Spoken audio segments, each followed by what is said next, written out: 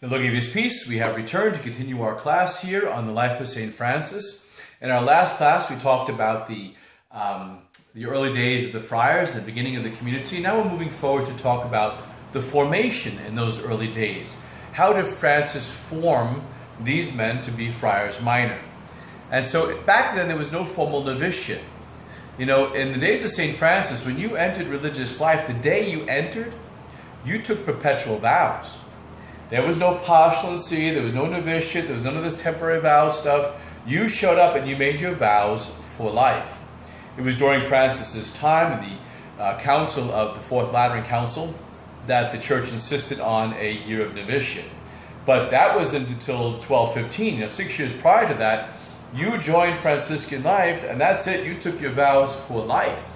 And there was no going back on that self-gift. You gave yourself completely and totally, freely to the Lord, to the service of the church. We live in a society today that is getting harder and harder to make a true commitment, and it goes to the brokenness of our own society. But in Francis's day and age, that was that commitment, and you understood that commitment was a gift of self for life, when you didn't take back for yourself. You gave freely, and you gave fully, and you gave without any kind of hesitancy or restraint, never taking back that self-gift. They took that gospel passage of he who puts his hand to the plow and looks back is not fit for the kingdom of heaven. They took that very literally. You know, Francis certainly did in his life. You don't take back that self-gift you give to the Lord. So, you know, and then over time there's been this, as society has been falling apart and getting more broken, the church has offered, you know, various preparations in order to become self-gift and periods of discernment. Okay? But anyway, back then there was not that. You joined, that's it, you entered, vows for life. So someone who is asking entrance is called a postulant, someone who seeks entrance. And so that postulant, that person asking entrance, was brought to St. Francis for scrutiny. And Francis was very concerned that they understood and knew and professed the Catholic faith. And so that was expressed to them. They had to agree to observe the faith and to hold to the truths of the faith. Secondly, they had to understand the life and what they were actually vowing themselves to. And if they were approved, they were obliged to give their possessions to the poor. And it was not good enough to leave it to their family. Only if a family was destitute and needed those things could they leave it to their family. Other than that, they were instructed to follow the gospel command to take all the goods that they have and distribute them to the poor. So, and then the newcomers had to give service to the lepers. So St. Francis was using his own life as a kind of model for the new men to follow. This model of going out and serving the lepers and embracing those people whom society finds to be throwaways, you know. And so they had to go and serve the lepers. And then the new friar had to learn how to beg. That was important for humility's sake. They needed to learn what it was to beg and how to be poor, how to be in need. And so this was particularly difficult if people were coming from the noble class, or priests were joining them, and knights were joining them, and many did. And it was difficult to actually now have to go out and beg and actually be among the poor and behave like a poor man. And so very painful and difficult, but Francis put that as part of the formation. The service to the lepers, and then learning how to beg. So Francis once said to a brother who returned from begging singing, he said, "Blessed be my brother who goes forth promptly, quests humbly, and comes back merrily." Isn't that neat? So they go forth promptly, they quest humbly, and they come back merrily. Francis found that brother to be blessed who would do something like that. So often the friars, you know, when it came to begging, they got into a little bit of competition of who was the better beggar. You know, little pride there, but, you know, who could be the best poor person? Who could be the best beggar? They were not allowed to accept money. An exception was made in the 1221 rule, which is not in the 1223 rule. So one time they could accept money, but then Francis saw the abuse coming and said, no, we're not going there. So from very, very early on, Francis did not want the friars accepting money, using money, having money. That is a foundational principle of our charism, and Francis writes that into the rule, mentions again in the Testament, and was very, very clear about it. The friars are not to have money, own money, use money, accept money. very important part of the Franciscan charism and that primitive inspiration to which the Second Vatican Council told us to return. Okay? So, and that exception I mentioned in the rule of 1221 was that they can receive it for the sake of the sick. But now the Friars realize, no, we'll just ask for the things we need for the sick because that can get abused. And the friars were required to work like the other poor.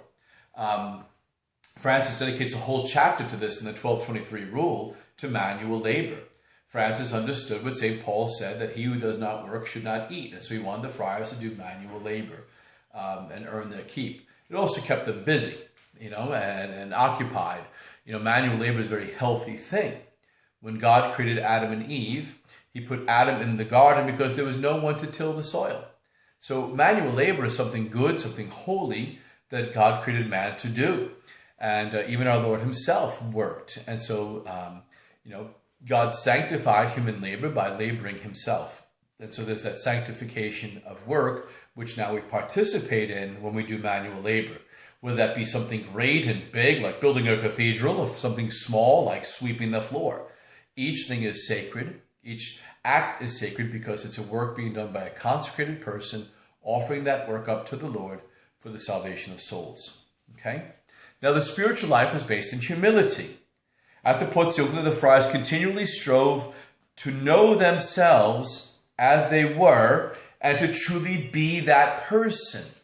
We call this today human formation. Francis had keyed on to it. He knew that each friar needed to come to know who they truly were before God and to be that person who they truly were. Francis wasn't trying to stick them all into molds that this is the mold you have to fit. You got to be this perfect little saint like this. No, Francis wanted them to be themselves and to be fully themselves, fully alive as themselves. He didn't want them, trying to be someone they were not. They were to be who they were before God and its perfection. That's why you see so many characters in the Franciscan life.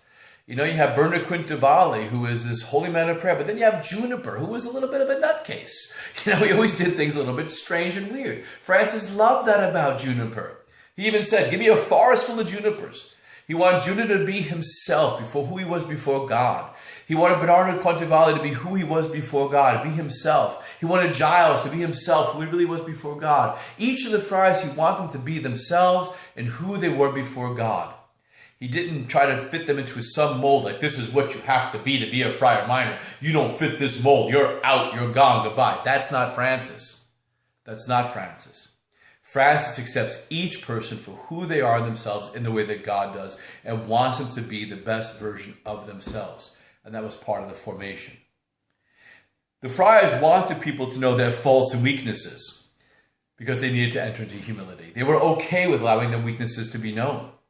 Much like St. Matthew had no problem telling everyone when he wrote his gospel what he was, that he was a publican. His friends were prostitutes and sinners before the Lord called him.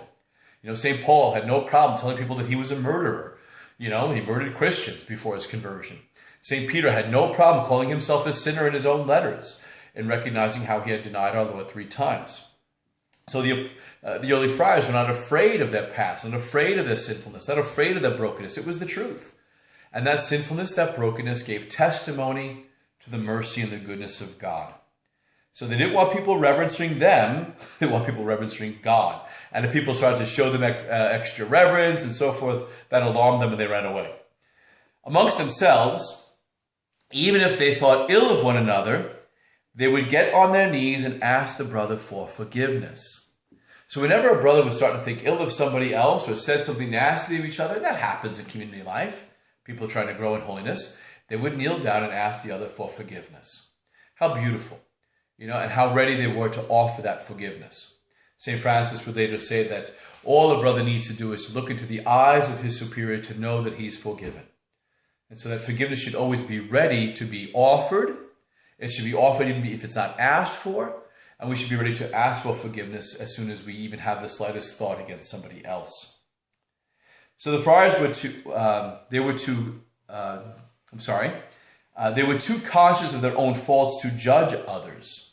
And so the friars were very conscious of their brokenness and their faults. That didn't allow them to judge other people. St. Augustine would say if we're judging others, that means we're not judging ourselves. Or if we're being conscious of other people's sins, I mean we're not being conscious of our own. St. Augustine would say, when he saw a sinner, but for the grace of God, there go I. Francis would see somebody and say, well, if they were given the graces I was given, they'd be saints already. So that stops us from being judgmental. When we're focusing on our own faults, our own brokenness, we're focusing on our own sinfulness and getting holy, we're not judging others. We have to be as merciful to others as we are even with ourselves. So the Friars had a great reverence for the priesthood, a great reverence, a great love for the holy priesthood. Now, I want to bring this up here. Francis was asked, what is the true friar minor? What is a true friar minor? And I think this is beautiful the way Francis answers it, because he doesn't go to one particular friar. He looks at 10 brothers and he gives us, I think it's 18 traits that encompass the whole friar minor. In other words, our life has to be lived in community. And it's the perfection of each brother brought together that makes the whole friar. And it's beautiful because it's in community we find the fullness of what it means to be a friar minor in communal life. And also it points out to us the various traits that Francis believes to be as part of the charism itself. So Francis points first to Brother Bernardo Quintavalle. He says he has enduring faith and love of poverty. Enduring faith, love of poverty. Those are two first qualities he points out. Enduring faith, loving poverty. Then he points to Brother Leo. And he said Brother Leo is simple and pure. Simple and pure. So we have those 4 traits now. Enduring faith, love of poverty, simplicity, purity. Brother Angelo Tancredi, the great knight. He says he's courteous and courageous. Courteous and courageous. Brother Maceo. He has a gracious countenance, natural good sense, and he's eloquent. Gracious countenance, natural good sense, and eloquent. And Brother Giles, he had the gift of contemplation. The gift of contemplation. Brother Rufino, he had the habit of continuous prayer. The habit of continuous prayer, Brother Rufino. Brother Juniper, little crazy Brother Juniper, he says, he's selflessness and his patience. He's selfless and he's patient. Brother John, he says of Brother John, of great strength of body and mind. A great strength of body and mind. Brother Roger, he says of Brother Roger that he had charity for the souls of others. Charity for the souls of others. And then Brother Lucido, he says, like our Lord, he would have no abiding place on earth, always detached. No abiding place on earth, always detached. So these 10 friars, Bernardo, Leo, Angelo, Maceo, Giles, Rufino, Juniper, John, Roger, Lucido, all put forth particular virtues or particular ways of doing things that Francis looks to say that's the perfect friar minor. So quickly review those things that Francis say makes the perfect friar minor. Enduring faith, love of poverty, simplicity, purity, courteousness, courage, gracious countenance, natural good sense, eloquence, gift of contemplation, habit of continuous prayer, selflessness, patience, great strength of body and mind, charity for the souls of others, having no abiding place on this earth, being detached from this earth, being detached to the things of this world. Those are the elements that make up the perfect friar minor. It'd be good to list those things and examine how well am I doing living those particular things in my own life. How am I arising to those virtues of the charism, and am I really embracing them in my life in the way I live? Whether you be a friar minor or poor Clare or you be a member of the Third Order, these are the elements of the charism that we should be aspiring to in our daily lives. Okay? So we're worth looking at, taking a peek at those elements and seeing how well am I doing living them in my own life and growing in that holiness of life according to the charism. Now, St. Francis tested his followers with prudence and constant discipline. We don't think of Francis as being a tough superior. We think of Francis as being this little gentle guy, but he wasn't. He had great prudence and constant discipline. He constantly studied their temperament and character. Constantly studied their temperament and character. So he was looking to each of the men, trying to find where they needed to grow in their character, grow the use of their temperament. He taught them to mortify their vices and cardinal instincts and exterior senses, by which death enters the soul. So he taught them the mortification of the body, mortification of the mind. So he taught them how to discipline themselves. So Francis had a continual watch over himself and others. He repressed interior faults first, then exterior faults. He rooted out all occasions which ordinarily lead to sin, and he did not tolerate any stain of negligence. So we look at that. Francis wanted, first of all, to change the inside of his heart in order to change the behavior. So he changed the way he thought about things, thought about sin, thought about the behavior in order to change the behavior itself. And then he rooted out all occasions which would ordinarily lead to sin, and he wouldn't tolerate negligence. Isn't that interesting? Francis would not tolerate negligence. That's how strong of a character he really was. And he allowed no fault to go unpunished. Isn't that interesting? We don't think of Francis punishing. Francis disciplining, but he did. He didn't allow any faults to go unpunished. We see this in the first life of Celano, paragraphs, and you write these down. First Celano, paragraphs 34, 35, 42, 51, 76.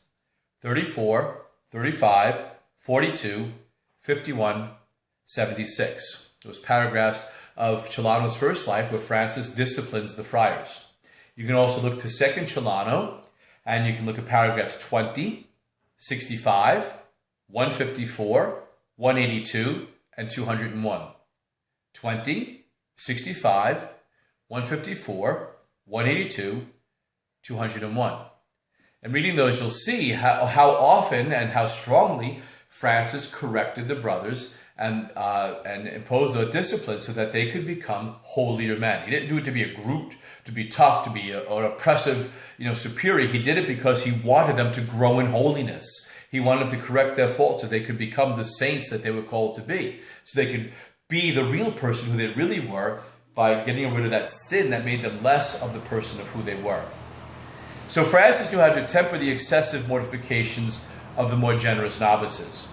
Now there's a story of the first friars. They were back at Rivortorto, and one of the brothers wakes up in the middle of the night. He's crying in pain because he's fasting, and Francis finds out he's fasting so much this kid is just so hungry. We don't know which friar it was, but we do know one of them just woke up and woke everybody else up. So Francis goes out, gets some food, gets all the brothers together, makes sure they eat, and has a good talk with them about temperance, that you can go too far to one side. And then he found that some brothers were wearing chainmail, they were wearing all kinds of hair shirts, stuff like this, and Francis said, no, put it on the table. And he wouldn't let the brothers do that. He said, no, the life is tough enough in itself. And Francis was able to temper that more excessive desire for penance. Even though he was tough on himself, he would not allow the brothers to go to such excessiveness where they were hurting themselves. All right, so we see now a lot about Francis. In the next part, we're going to talk about the name of the order and how it got its name, and then we'll discuss the early changes in the order, and then we'll move on to more about the life of Francis himself. Okay, so we'll see you next time. May God bless you. I Mary keep you.